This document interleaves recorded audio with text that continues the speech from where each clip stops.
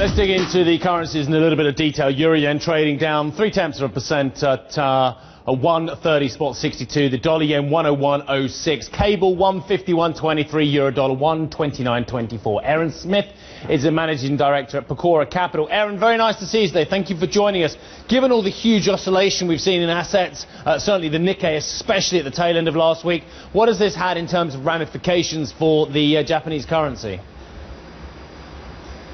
Well, certainly we have much less conviction and much less enthusiasm on our Japanese yen shorts. I'd see support being the previous resistance level at 100. If that's breached, the next line of defense is really at 97. Pay very careful attention. If the USD yen trends down into the 90s, that can have serious ramifications for Nikkei and topics in the form of a major correction. Although the trend still remains intact, the upward bounds of the trend channel really show us upper regions of 108 to 112. So basically for me, USD yen is a hold, especially with all the uncertainty coming up. I wouldn't be so bullish on USD yen with structural reforms in the form of the third arrow from Abe's plan coming out in June, as well as upper house elections in July. So a lot to wait and see over the summer. Sorry, Aaron, you've given us three scenarios there. 108.12 as the top of the channel, 97 as a breach, and a hold as your preferred scenario. So the other two scenarios are not going to happen, 97 or 108.12, yeah? Well, look, the market will test 100, and if it breaks through, the next line of defense is 97. If all things remain equal, you'll see the trend continue, basic trend following. The USD yen can go up as far as 108. So your upside is really 700 pips at this point. Now, what I would do is simply have trailing stops in place at 197 based on time frame, short and medium term, and then just sort of ratchet them up if and when the USD yen continues to go forward. Can the Bank of Japan hold down yields in the JGB, Aaron, and what are the consequences if they can't? Well, it remains to be seen whether they're able to tamp down yields. I think Kuroda sort of opened the door to higher rates in his talk this Sunday. So certainly what we see, irrespective of the price trend, we see higher volatility and less liquidity in the JGB going forward. It's a very real ramification of the central bank policy that by buying 70–80% of the new issuance, they're actually reducing the overall liquidity in this market, which was considered the most liquid, most hyper-liquid market in the world, is now losing liquidity. Price volatility is increasing. I think it's too early to call a top and start shorting the JGB, but we will see volatility going forward. The practical ramification here, though, is that the Bank of Japan is starving the market of collateral by buying these JGB 10-year bonds.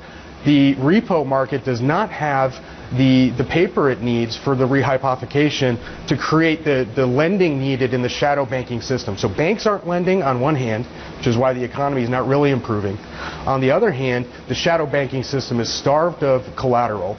So what we're going to have to see over the summer is, can the underlying fundamentals in the Japanese economy catch up to these lofty valuations that we see in the Nikkei and topics? Could be a big disappointment. Well, so let's move you on from here, because I know there are a number of other calls that we'd like to get from you, Aaron, this morning. Bearish sterling against the dollar. Just talk us through the trade. Well, it's a pure technical trend. Again, very simple trend following. We see support for the cable at 148. Positions will strive to catch up with price movement below 148. You'll see an acceleration of the downtrend to as far as 142. And that fits in with a broader theme that you seem to have, that you like the dollar. The dollar should be the stronger of the currencies against many of these other trades.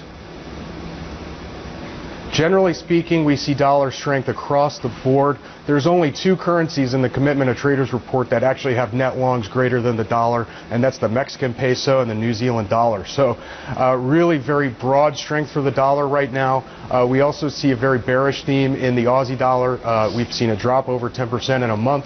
But the fundamentals really underpin that, with sort of gimpy trade in China, the precious metals story very, very weak technically, an overheated housing bubble potentially in Australia, and actually the fact that Australia is running a current account deficit. So they're actually a net importer. Most people think of them as an exporter. So there's so many factors conspiring against the Aussie dollar. We look at major support levels being tested at 94 to 96. When those levels are breached, Aussie can go far, all the way down to 81. So hang on to your hats, kids. This can be a rough ride. Okay, Aaron, had an email from a correspondent in Chicago. Steve, who's trading his stuff, wants to get a straddle or a strangle trade off you regarding the Japanese yen. I mean, a straddle or strangle, obviously, you can either go long or short vol on these. What have you got? I go long vol. I think volatility is breaking out, especially in JGB, and that will ripple into the yen. But I think the most standard and straightforward way to play this is if you're already long Japanese yen, stay long with a hold and a trailing stop. And we do believe in expanding volatility in the various Japanese instruments, including the yen. Aaron, that's lovely. Thank you very much indeed for your time today. Very nice to speak to you. Aaron Smith, Managing Director at Pecora Capital.